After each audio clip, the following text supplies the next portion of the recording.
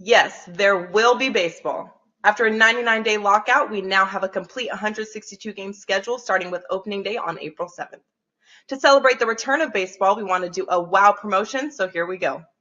The first 50 customers will get the full season of MLB, including the playoffs, for just over $3 per day. How much of a wow is this? MLB through the All-Star break is priced at $7.95 and through the World Series is priced at $1,095. But the first 50 customers can get MLB through the World Series for $6.99. No coupon is needed, and this comes out to just over $3 per day. Once we hit 50 redemptions, the super early bird discount will come down and the lowest possible price to lock in baseball will no longer be available. So act fast before you get shut out on our biggest price drop ever.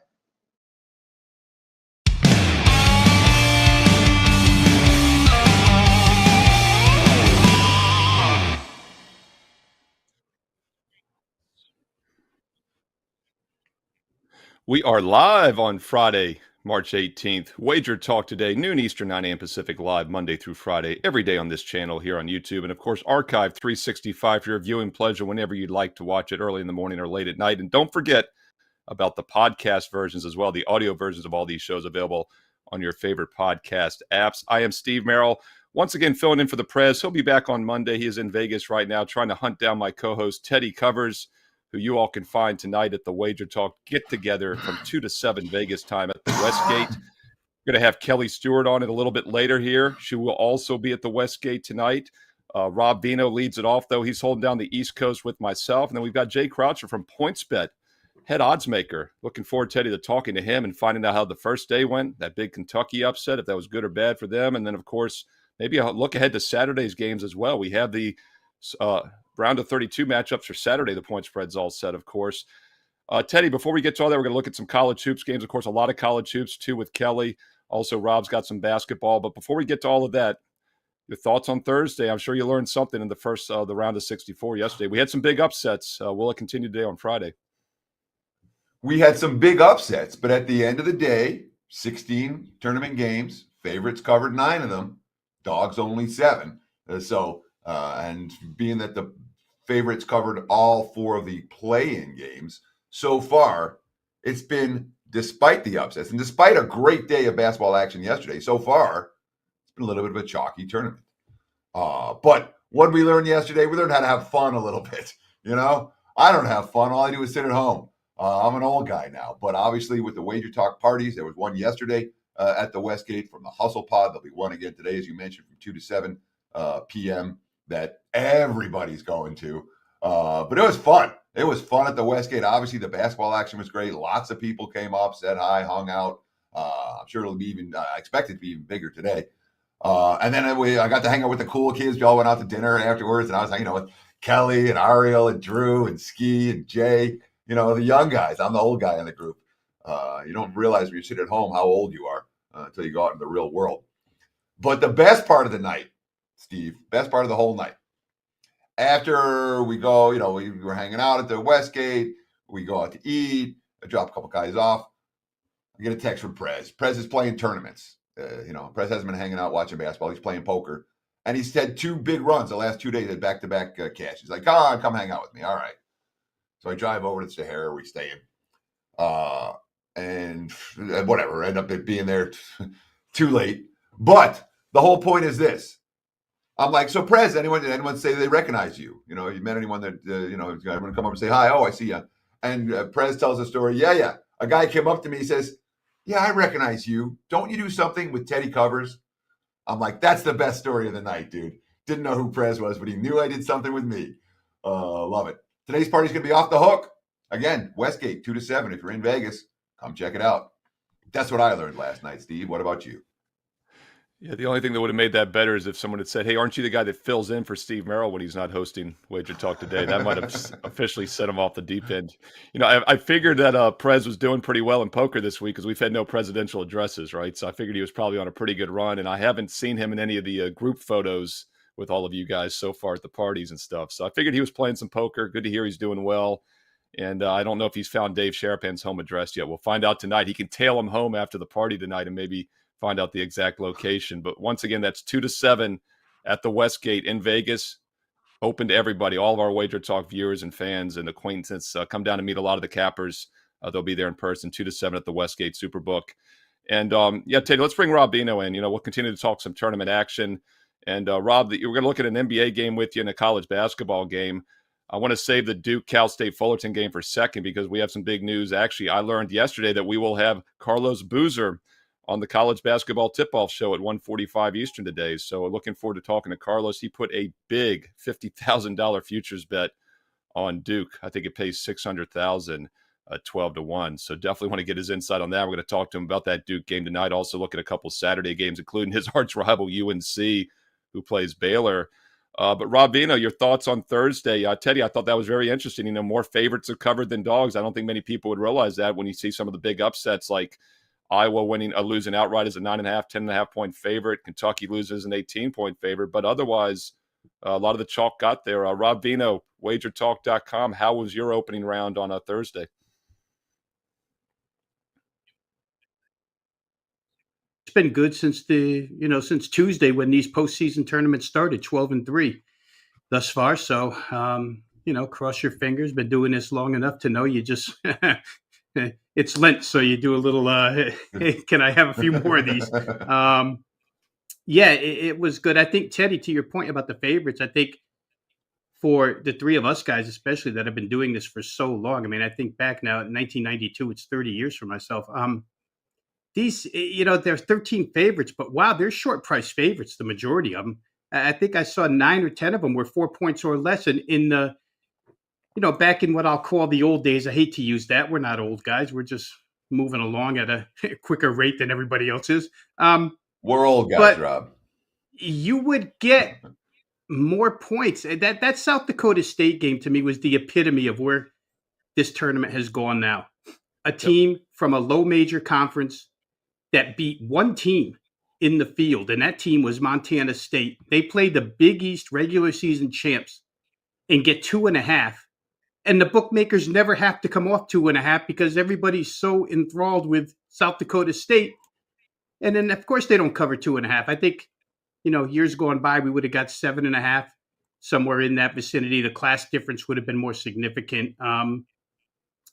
Credit the national media and a lot of others for lowering these prices, because that to me just seemed to be the epitome of where we've headed. Rob, I said we're going to talk NBA first, but let's look at that college game first, because one thing I want to bring up about that Providence game is that they were coming off a blowout loss, and that was another reason that I stayed off South Dakota State. I knew they could maybe pull the upset. They're the best 3-point shooting team in the country, but I didn't use that game for my clients either, just because I didn't want to worry about the 3-point shooting. If they got hot, they could beat anybody in one game. But I also thought Providence was in maybe a sneaky good bounce back spot. And that transitions into the Duke-Fullerton game. This line, I actually make Duke only a 17-point favorite in this game. The line's currently 18.5. But I'm in no hurry to take that little bit of value with Fullerton, because this should be a focus spot for Duke after losing outright to Virginia Tech. How are you looking at this one, and how do you handicap these, 1-2 seed big favorites in general? Yeah, I think, Steve, to your point, you have to factor in the intangibles when you're on our side of the counter, right? The other side makes numbers, and it's up to us to be a little bit more than just straight number-driven, logical. And in the case of Duke, sure, they come off what I won't call an embarrassing loss, but certainly a disheartening ACC championship loss to Virginia Tech, and a 4-game streak where they played poor defense. And Coach K has talked already this week about how he emphatically has said they'll play better defense here tonight against Cal State Fullerton.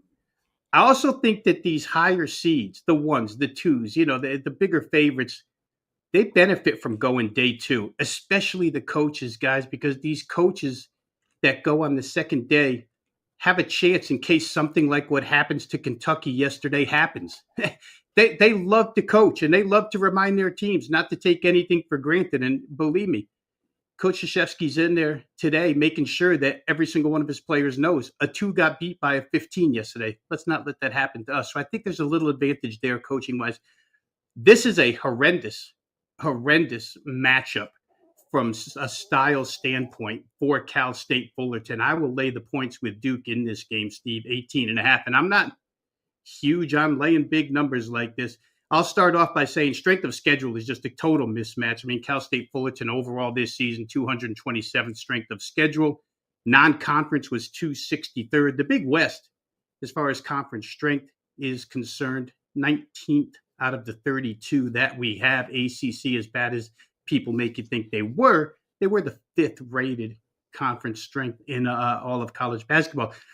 The matchup advantages, let me go through them real quickly just with headlines. Cal State Fullerton wants a half-court game. They're dependent upon scoring twos and free throws. They are not a good three-point shooting team, and they don't even really attempt it, guys. Duke is a fantastic three-point shooting team, 33rd in the country. Cal State Fullerton can't defend the three, 330th in three-point percentage allowed. And then, of course, Duke has a huge size advantage here. You know, they're two guys, Paolo Banchero and Mark Williams, 6'10" and 7 foot, bigger than anybody Cal State Fullerton has. They go 6'8" max. The guards are bigger on Duke. Everybody's bigger on Duke. So you've got a size mismatch. You've got a class mismatch. You've got a fundamental mismatch. Duke's poor defensive performances. This is what made me a little bit nervous about this play, last 4 games. But when you look at them, guys, those losses are to UNC, Syracuse, Miami, and Virginia Tech. The common denominator there is all 4 of those teams are really good three-point shooting squads. And Duke had trouble defending the three-point arc in all 4 of those games. Unfortunately for Cal State Fullerton, as I said earlier, they don't try to shoot it. I think they rank somewhere around 321st in three-point attempt rate per game. So they don't try it, and they don't make them. They're not a good shooting team. So that helps Duke. Their weakness can't really be exposed here unless something out of the ordinary happens. For Duke, as I mentioned, their three-point shooting, this game, guys, when I saw the size difference, reminds me of Duke-Syracuse a couple of weeks back. I don't know if you guys saw it, but Mark Williams probably slammed 6 or 7 lobs in the first 10 minutes of that game because Syracuse had nobody to match up. Feel like the same thing will happen here. 3 points open up the inside. Duke will be motivated. I think this is this is kind of in the Baylor. Who was it? Norfolk State. Yes, it was kind of in that realm to me. I think they'll win by 20 plus. Give me Duke, all these advantages minus the points. So just real quick, Rob, you talked about the quotes from Krzyzewski about how Duke's going to play defense in this game. And I swear I read those quotes before this year. I talked about it before the ACC tournament. Because the coach's quote saying they're going to play D, does that mean they're actually going to do it? Because Duke really hasn't, it's hard to lay this price with a team that isn't going to play defense. And Duke has had extended stretches this season where that's been a problem. Well, let's only go with what we know to be fact, Teddy. The head coach will stress that they play defense. That's the only fact that we know for sure. The other fact I know is that they probably don't get bitten if they're, late to get guarding threes or whatever. They're probably not to be bitten by that in this particular case. They got a good matchup here. So I would think, and this is funny too. I was doing a segment with a friend of ours, Gabe Morency, a couple of weeks back prior to the ACC tournament. And at that point in time, Teddy, it's not that long ago where we were talking to each other in terms of endearment about Duke defensively. They had really been a better Duke defensive squad up until, I'm going to say, the last 2 weeks, 2.5 weeks, and then all heck broke loose in that tournament for sure, especially the Syracuse game where they didn't even have Buddy Boeheim, and Syracuse lit them up. So I don't know that those problems will exist today. We'll see. Hopefully the kids listen, but I know Coach K will stress it. And to Steve's point, I think the kids feel like they disappointed him in that North Carolina game. I think they bounced back pretty good here against Cal Fullerton. Yeah, Duke 8-2 straight up to the last 10, but they're just 3-7 ATS in those 10 games. So you're definitely paying a premium with Duke. And once again, I make this line about 1.5 lower, but I'm in no hurry to go against the Blue Devils off a bad loss, as they could probably name their score if they really want to in this game. And we'll get more Duke talk at 1:45 Eastern right here on WagerTalk TV. We've got Carlos Boozer, Duke national champ in 2001, 2-time NBA All-Star. Looking forward to talking to Carlos and get his take on the Blue Devils today and see if he thinks they bounce back with an easy spread cover. I know he's bullish on them to win all these games, but will they cover the big number? Tune in 1:45 Eastern here on WagerTalk TV live for college basketball tip-off with Carlos Boozer as our special guest. And Rob, real quick on the way out here, let's look at an NBA game. I know it's a lot of college today, but we do have a big NBA card tonight on a Friday, and I'll actually be back at 4:15 Eastern, guest hosting the NBA tip-off show. So we'll have more NBA talk later today at 4:15 Eastern. But give me something in this Washington Wizards New York Knicks game. The Knicks, Teddy was on with me the other day. It was Wednesday, Teddy. We talked about none of us wanted to lay double digits with the Knicks. They hadn't covered all season in that role, and they probably win by 30 against Portland. New York has now covered 7 straight games. They are red hot. How do you want to play this one against a Wizards team that's not? They're 0-5 straight up ATS, Rob. Yeah, I'm going to, again, I did this last week. TC, you'll remember where I just mechanically played a game here on the show because the trends were so outrageous. And I'm not a guy to go to the window really with only one reason. But I'm going to do it again here. And I'm going to play Knicks first half -3. Steve, you just talked about how they're 7-0 against the spread full game in their last 7. They're 7-1 against the spread first half in their last 8 games. The counter to that, Washington is 0-7-1 against the spread in their last 8 games first half. So you got one team red hot, you got one team ice cold. Love that right away. Trends make it almost automatic.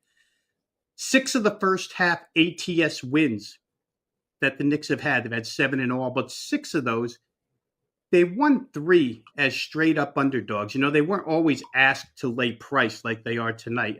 Much of this came, the better portion of this came on that West Coast road swing where they were underdog, but they won 3 straight up. They won by 7 in Philadelphia. They won by 19 first half at the Clippers, won by 27 first half at Dallas. It's pretty impressive. When they were asked to lay points, you just talked about the game. It was their first game home from that trip the other night.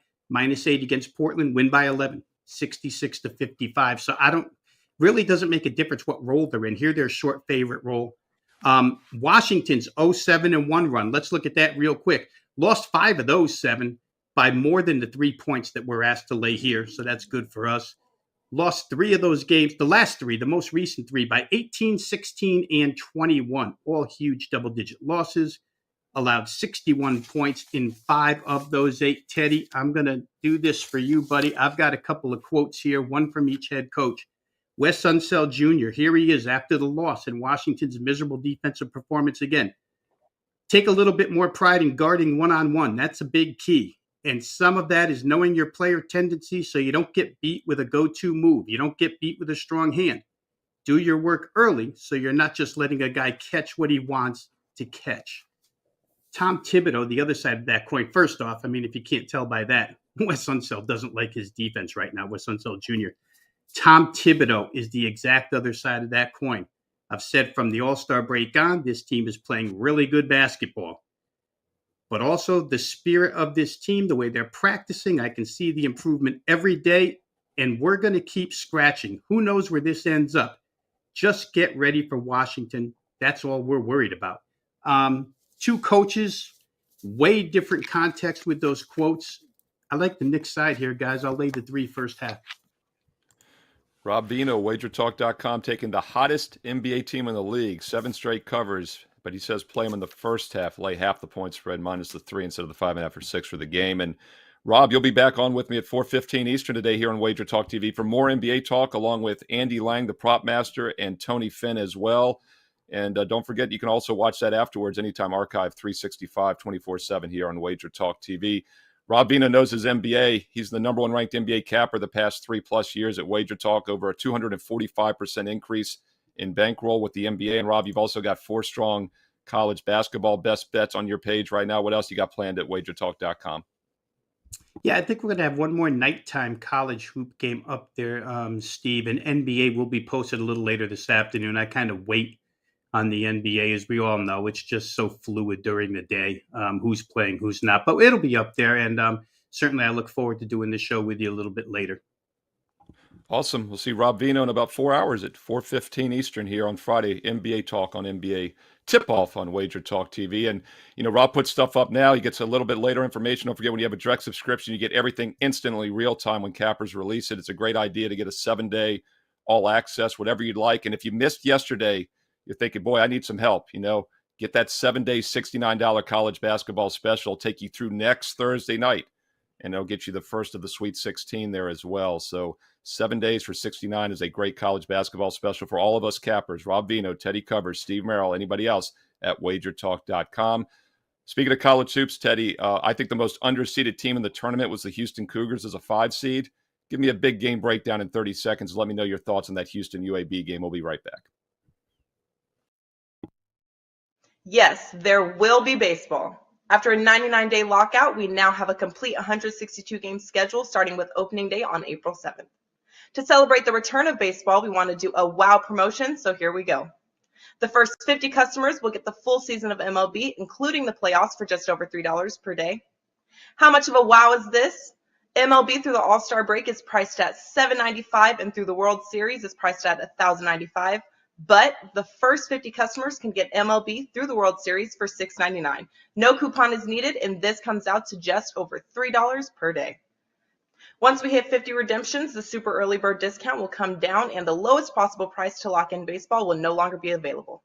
So act fast before you get shut out on our biggest price drop ever.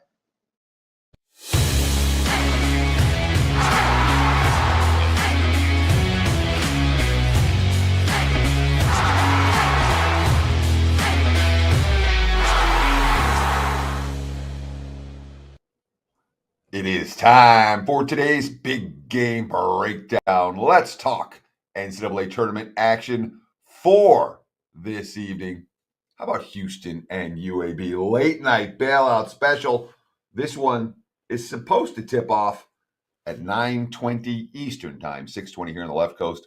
We'll see if that tips off at that time. Nonetheless, Friday night, late game action. Right now, the Cougs minus 8.5. Yeah, that's a fair line. 8.5, the prevailing number here for Houston against UAB. Total sitting 137.5, even some 138s popping up right now. We have seen some over money in early betting action today. Now, Steve Merril, you talked about how you thought the Houston Cougars were the most underseeded team in the tournament. Let me put it to you this way, all right? It's a 4th straight tourney appearance. They were a Final Four team last year. Ken Pom ranking number top 15 offense, top 15 defense. When you look at those Ken Pom numbers, Arizona, Gonzaga, Baylor, top 3 teams, all number 1 seed. Houston's number 4, and they're a 5 seed. So clearly the committee taking a Final Four team from last year, taking a team that's been a consistent tournament entrant, taking a team that has a very attractive statistical profile, no question they were underseeded. Okay? And when you look at, Quentin Grimes was on this team last year, the Final Four team. He's in the NBA. Marcus Sasser got hurt, didn't play this year. Duran Giroux was the AC Defensive Player of the Year last year. He's in the G League this year. So it's not like they're the same team as a year ago. Completely rebuilt roster for Kelvin Sampson and the Cougs. And they're still doing what they do. They've been in this spot before. And I talked earlier on this show here on WagerTalk Today, saying I don't know that there's a whole lot of money to be made with the Houston Cougars. Their statistical profile is too good. And I continue to believe that in general. But in this matchup, UAB is like Houston light. They're kind of offensively efficient as long as they're hitting from the outside. They're kind of defensively efficient, but they're a little bit slower, a little bit smaller, and there's nothing they can do that's going to present any kind of a weakness against their, for the Cougs to match up against. So, frankly, I think the better play here might be the total compared to the side. Sidewise, I do worry about Houston's free throw shooting in this point spread range. You want the 6-point lead to stretch to 10 in the last minute. The Cougs have had some problems doing that of late.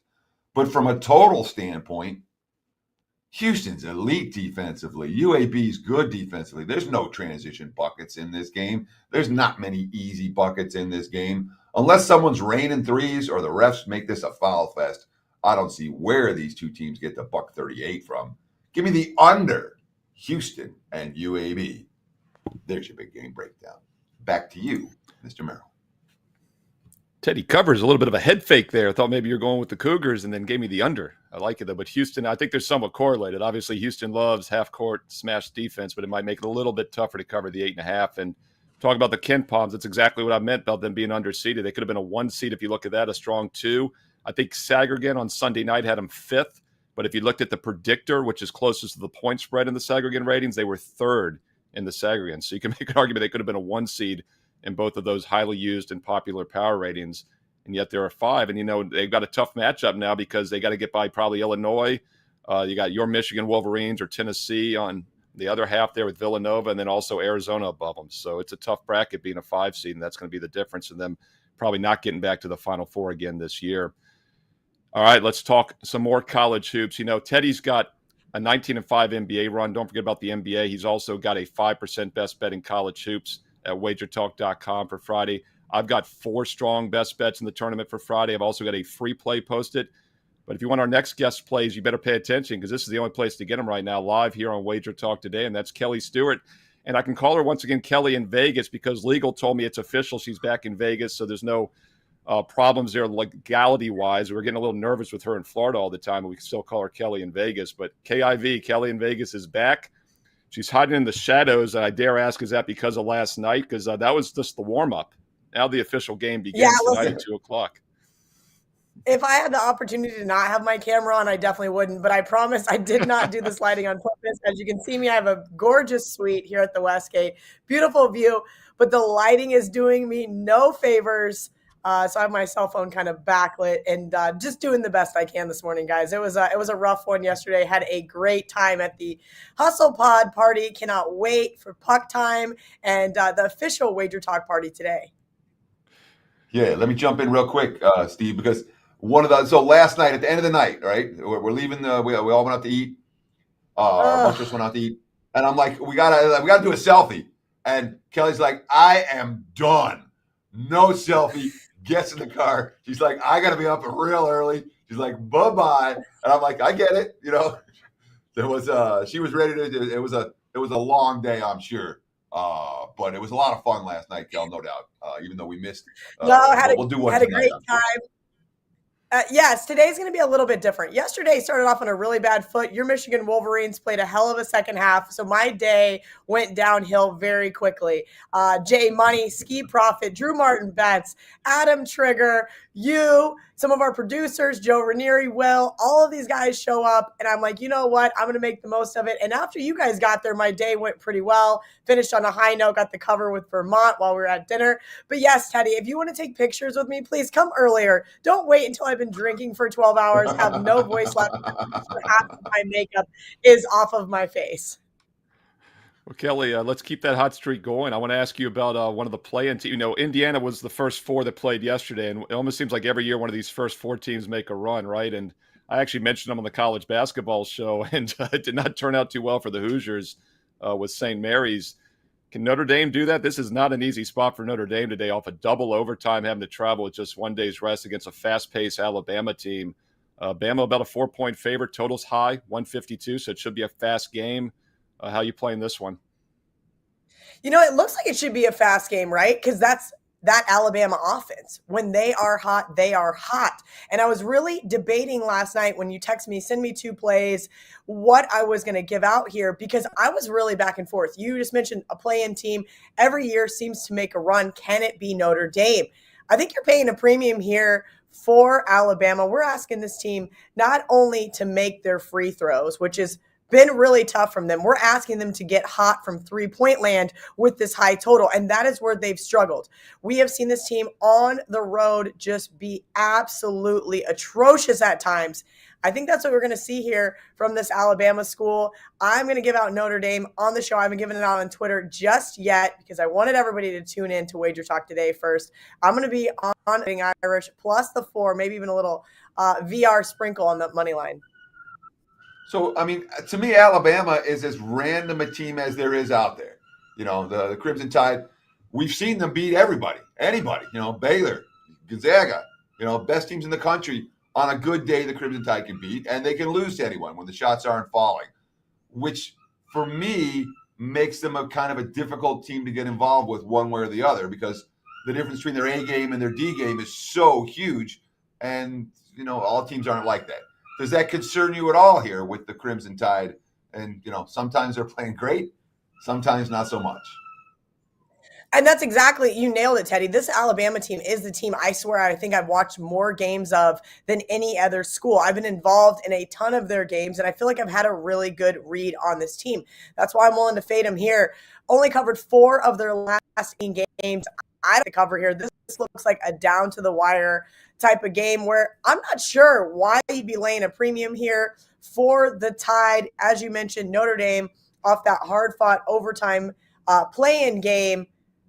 I think Notre Dame is probably going to get to the wire with this Alabama team. I'll take the points. You know, it's going to be interesting to see if Notre Dame could pull off, because when I saw that double OT, I was thinking, boy, well, first of all, my bracket, I had the winner Notre Dame Rutgers. I put that for my clients. I said, you know, and this is before that game was played Wednesday when I set the bracket out. I said, hey, look, whoever wins this game, I think can beat Alabama. I'm not big on Alabama. I was not happy to see that game go to double OT, but I still like Notre Dame. In fact, I've got that up as a free play right now on my page if people would like to see the analysis. Steve Merril, WagerTalk.com. Kelly, a competitive game tonight, a late night game. 8-9, they're always good competitive games. This is the one situation over the last 30-plus years in which the lower seed has won more times than the higher seed. The 9s have a 51% edge, I think, over the 8s. And this game's a pick-em. TCU, Seton Hall. So which way are you going in this one? Yeah, I took the 1.5 early in this one. This is a TCU team that I have absolutely loved. There's been a couple of teams that I've been riding hard all season. That was Texas Tech, TCU, and Marquette. Marquette just absolutely gets obliterated yesterday. So if TCU does this to me, I don't know what I'm going to do. But the reason why I've loved these teams is because they have been so great as underdogs, not only against the spread, but actually winning those games outright. They won 8 of 16 as a dog. And that's why I said, okay, I'm getting 1.5 here with this team. I think the Big 12 is one of the best conferences in college basketball this year. And it started to click to me about mid-January that this was going to be a very competitive conference. And no disrespect to Seton Hall here, right? They have done really well as a favorite. They've even got some nice underdog wins. But I think that what we're looking at is current form. And people are going to go, oh, well, you know, TCU here hasn't been that great down the stretch. I think you don't want to focus on that. I think this is a TCU team that is really well coached. We know that they got some nice upsets this year. Jamie Dixon has done a good job. I'm sure he's going to get that contract extension. And I hate to say it, but I love this saying, take the better defense plus the points. I know it's a pick 'em. Currently, I do love this TCU's defense, what they're able to do. They're able to defend the 3 ball, and I think that's going to be their key to success here because, well, Seton Hall can't shoot the 3. They can't shoot the 3, and TCU is one of the best 3-point shooting defenses in the country. I think it's going to be a long day for Seton Hall. I like TCU to win this one in we'll call it a lower scoring game, if you will. But I don't necessarily think I'm going to get to the window with the under. And that's what I was looking at in this one was the under as opposed to the side. You know, and I guess my question to you is, are you worried at all about the Pirates defense? Because Seton Hall, their strength is not on the offensive end of the court. You know, they're here now because they too have the capacity to play lockdown defense. And if this game turns out to be close and it's a 1-possession game down the stretch, you know, we could see the last 5 minutes of this game with, you know, 10 points scored. You know, it has the potential to have a real slow ending if it's tight late, because I think both these squads can get stops. What do you think, Kel? No, you're absolutely right there, Teddy. TCU's been a dead under team for the last few weeks. Seton Hall, basically the same thing. I just feel like yesterday and seeing a couple of the way those games ended, knowing that with these tight point spreads, overtime is a potential. So I got a little gun shy there on the under. Trust me when I said I was sitting right next to Seton Hall. I think he had 3 unders, went 0-3. It was excruciating. All 3 looked good in the first half. So maybe that is a play here to be looking at if you do like the under. TCU, Seton Hall first half under, but I do like the Horned Frogs to get it done for me and to advance. Yeah, my concern with these competitively priced games is always those free throws, you know, and second half, you know, you never know if there's going to be 5, 10, 15 extra free throws. So the first half under makes sense in a competitively priced game, I think, if you're looking that way. That's Kelly Stewart, and she's officially Kelly in Vegas once again this weekend. And you can find that out in person from 2 to 7 tonight at the Westgate Superbook. And Kelly, let everybody else know what you got going on. You're always busy, and you got a lot of stuff going on elsewhere as well. Yeah, busy day today. Got done doing some stuff for Barstool Sports this morning. Headed to UFC here in just a few minutes with Ariel Epstein. We've got a meeting over there. So lots of fun stuff in the works. I'll be back at the clubhouse here at the Westgate from 2 to 7 tonight. Come in. Johnny Detroit gave us full permission to have an open bar. So somehow I'm in charge of that, which is a really bad idea for the owners of WagerTalk. And when they expect to get those end of the month receipts. So we're going to have a great time. I believe Teddy's coming back down, Ski. Everybody, Marco, Ralph, all of your favorite cappers that live in Vegas. We got a ton of people from the Detroit office flying in. It's going to be a really great day. So if you guys are in Vegas, want to come down, meet your favorite capper, come down, say hello, and I'll buy you a drink. Yeah, WagerTalk will be buying everyone drinks tonight, right? That's insane. WagerTalk, 2 to 7 p.m. Vegas time at the Westgate Superbook tonight on Friday. Kelly Stewart and company, Teddy Covers will be there as well. Thanks, Kelly. Have fun. Say hi to everybody, and hopefully we can do this again before the football season in August so I can make it out there as well. And Teddy, you'll have to represent the WagerTalk Today crew in case Prez is still playing some poker tonight as well at the Westgate. Hey, I'm looking forward to our next guest from PointsBet, and I talked about it 1:45 Eastern today on the college basketball tip-off show. We've got a special guest, Carlos Boozer. We're going to talk about Duke and a big Duke futures bet he made with PointsBet.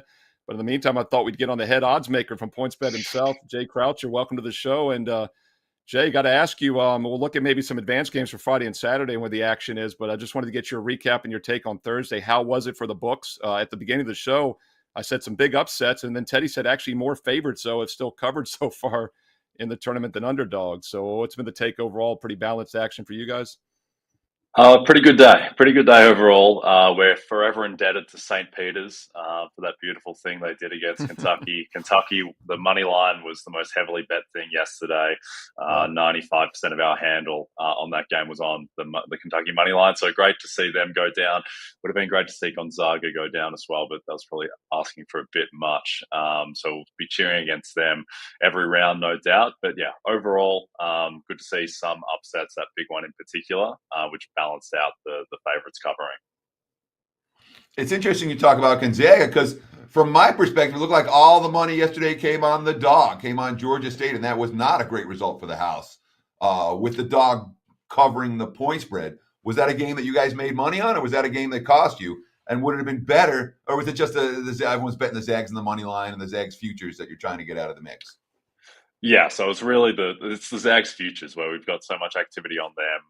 They're not quite our biggest liability, that's Duke, but then Gonzaga follow shortly after that. And then just, with March Madness, there are so many money line parlays. And so Kentucky knocked out a lot of them. Gonzaga going down would have knocked out all of them. So would have liked to have seen them getting beaten. But yeah, overall, we move on to the next round. Well, Jay, let's talk about some Friday, and I'm assuming the Duke 18.5 point favorite Duke Blue Devils, you guys going to have some liability on them on that money line parlay situation as well. And you talked about the future odds, and I mentioned we're going to have Carlos Boozer on later. I think he made a fairly substantial wager with you all on Duke to win it all this season. Yeah, big bet from Booze on Duke. So for his sake, I hope they win. For my sake and our sake, I hope they go down today. So look, there's obviously all the narrative in the world about Duke with Coach K, and so people are really getting behind that, at the bigger odds as well. So they're our biggest liability by far in the futures bet, even without Carlos's bet. So we hope that they go down. Most of the activity so far has been on them at the spread today.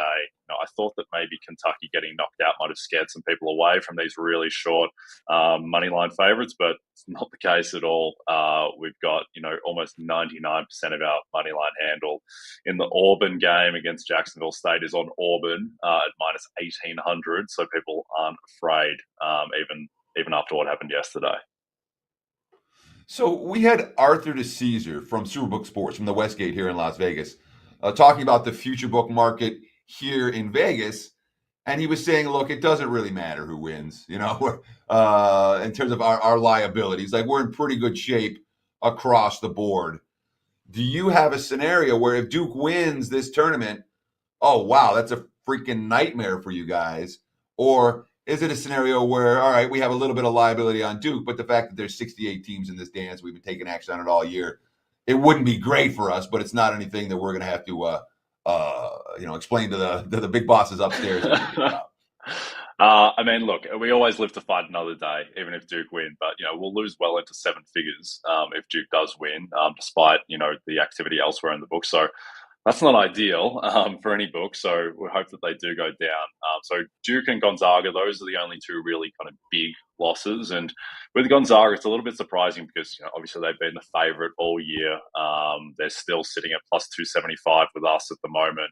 And so normally you think that with futures that people stay away from odds that short because you're tying up your money for so long without the return of 50 to 1 or 100 to 1 shot. But people are still all in on Gonzaga even at that price. And I think there is an interesting bookmaking element with Gonzaga where, sometimes when there is a team that is so clearly better than every other team, and we think that Gonzaga is about 5 points better than any other team in the field, sometimes you can't make them short enough because you are so used to, the randomness of an outright that pushes everyone out. But, last year with the Colorado Avalanche in the NHL, they were never short enough until they lost to Vegas. The Golden State Warriors, when they had Kevin Durant, they were never short enough either. And so the market does eventually correct itself. But, Gonzaga, they're not the Kevin Durant Warriors, but they are clearly the best team, and people have definitely been buying into them in the futures market.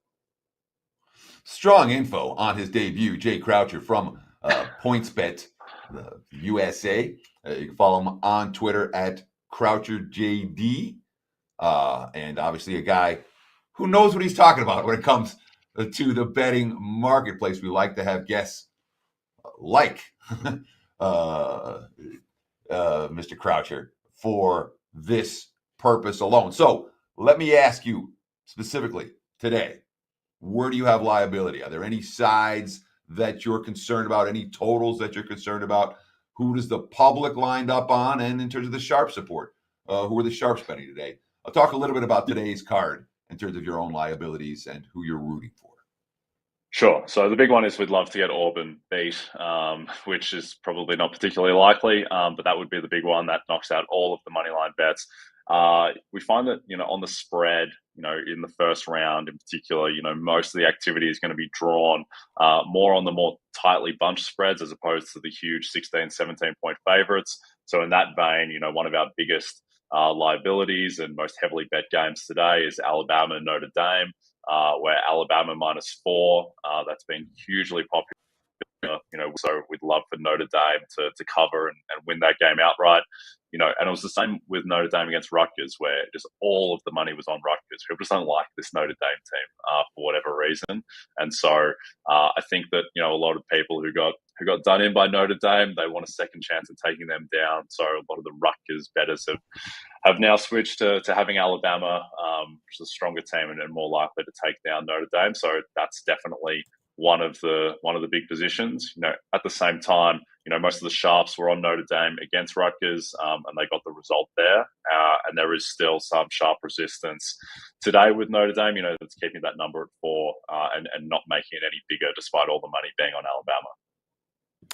Have a couple minutes left with Jay Croucher from PointsBet USA. And Jay, really appreciate you joining us. Hopefully we can do this again in the near future. It's fantastic information. And, we say you're head's odds maker, but really technically you're head of trading. And I love that term because I do a lot personally with the financial markets as well. And I always talk about the analogies between the sports betting markets and the financial markets, risk reward, hedging, liability, things like that. PointsBet USA is in 10 different states now, including my home state, Virginia. I think you're out in Denver, Colorado. Is it different for every state, the lines? Do you all have universal lines for all 10? Do you put all the risk into the same pool? How do you manage 10 different states, different rules? Like for Virginia, for example, we can't have a line on the Virginia Tech game tonight, So yep. How is it different for you in each state? And is it all one big pool at the end of the day when you're talking about risk, or do you have to look at it state by state? No, so it's pretty much one big pool. Our prices are uniform across all states, and it's just, what we can offer, regulatory wise, we'd like to offer everything everywhere if we could, but there are, naturally restrictions in given states like Virginia and other states. But for the most part, we do treat it as one big book. And obviously, better tendencies are going to be different everywhere. For instance, in Colorado, we get 4 times more bets and handle on Avalanche games than we do, in other states, which is what you'd expect. But, we're not interested in arbitrarily skewing the price or anything. Like, we just want to set the number at the right place, then we live with the consequences from there. But yeah, it is very interesting for me as an Australian, as we go into all these different states and seeing, that hockey's not that popular in Iowa and things like that. Just better tendencies by state is really interesting. But for the most part, it's a pretty big national operation at this point. So just a minute or two left here with Jay Croucher from PointsBet USA. Jay, I want to look ahead real quick to tomorrow's college basketball card. 8 games. Obviously, you haven't seen the majority of action that you're going to see, but you've seen something. You've certainly seen the Sharps come and fire away. What's your early liability on Saturday? Who will you be rooting for in Saturday's games? Yeah, so it looks like we might actually be rooting for Gonzaga for once, which is rare, at least at the spread, where that number right now is 10.5 against Memphis. You know, the early money, we're taking on Memphis. No, Gonzaga, they weren't ultra impressive yesterday, and so people perhaps thinking that there might be some vulnerability there. So we'll be cheering for Gonzaga, I think, at the spread, but at the same time, that's going to be balanced out by all the futures liability, and then also the inevitable money line parlays that are going to come. You know, as I look at it right now, we're at minus 750 on Gonzaga, and I'm sure that lots of people will be putting that into parlays. So we'd love for either Gonzaga to get waxed and beaten, or for them to win comfortably. So yeah, hopefully doesn't hit that middle. It's Jay Croucher, PointsBet USA, head of trading, head oddsmaker, whatever you want to call him. He knows his stuff. And Jay, people can find out more on Twitter at CroucherJD, at PointsBet USA in 10 different states, as I mentioned. I recommend they check it out in those states. And Jay, what else you got to mention for PointsBet USA? Yeah, sure. Well, firstly, thank you for having me. And in terms of, things that we're doing at PointsBet at the moment, 2 things that we've just deployed for March Madness is we're offering lightning bets in play. College basketball is hugely popular as an in-play sport, and it's just getting more and more popular. And so these lightning bets are betting on who's going to score the next point, who's going to win this next 4-minute period between Memphis and Gonzaga. So just being able to bet on these micro markets, which are becoming increasingly popular, that's something that we're offering. We're also offering live same-game parlay with the only book doing that, where you can combine correlated outcomes. So you can find the over on the Gonzaga team total into them to cover the spread, all that type of thing. So those are 2 things we're really focused on at the moment, are lightning bets and live same-game parlay. I love it, and that's the future of sports betting. The in-game betting, the live betting is where it's at, no doubt about it, and PointsBet USA is on the forefront of that. Jay Croucher, head oddsmaker, PointsBet USA. Thank you so much for joining us, Jay. Hopefully we can catch up again soon. Best of luck this weekend, and Teddy, I thought that was interesting. They've got liability on Gonzaga overall, yet they might be rooting for him in a one-game situation tomorrow on Saturday. It's pretty cool stuff, head of trading, and that's the kind of stuff he looks at on a daily basis. Teddy, it's been a blast this week, man. Thanks for letting me co-host with you. Prez will be back on Monday. Behave yourself tonight. Keep everybody in line. You're the responsible adult in the room. I want some updates. I want some pictures. People, check out the Twitter handle at WagerTalk. They're going to have a ton of photos from the parties if you can't make it there in person from 2 to 7 tonight on Friday at the Westgate. Thanks once again to Jay Croucher from PointsBet USA, Kelly Stewart, Kelly in Vegas, and Rob Veno, WagerTalk.com. I'm Steve Merril. That's Teddy Covers. Take us home. I got to say, Steve, so Ariel Epstein, talking to her last night, right? You're saying keep your eye on everyone. Be in charge, be the responsible adult. Her mom went to my rival high school and graduated the same year as me. Okay. Uh-oh. I'm as old as it gets now. I'm as old as dirt. I graduated the same time as Ariel Epstein's mom. So that's where we're at. I'll be the responsible one. And hopefully we'll see some of you guys down there again, 2 to 7 at the Westgate today. I'll be late. I'll be recording my Sirius XM channel 159 show, but I'll be there probably between 3 and 4. Over under. Yeah, we'll put the over under. Teddy gets there 359 and a half. That sounds about right. But hopefully we'll see many of you down there. And between now and Monday's show, stay sane, stay calm, enjoy the games, and good luck.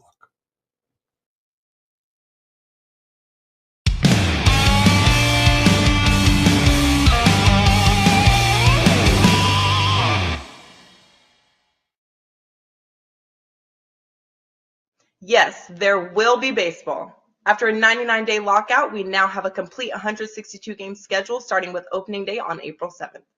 To celebrate the return of baseball, we want to do a wow promotion, so here we go. The first 50 customers will get the full season of MLB, including the playoffs, for just over $3 per day. How much of a wow is this? MLB through the All-Star break is priced at $7.95, and through the World Series is priced at $1,095. But the first 50 customers can get MLB through the World Series for $6.99. No coupon is needed, and this comes out to just over $3 per day. Once we hit 50 redemptions, the super early bird discount will come down and the lowest possible price to lock in baseball will no longer be available. So act fast before you get shut out on our biggest price drop ever.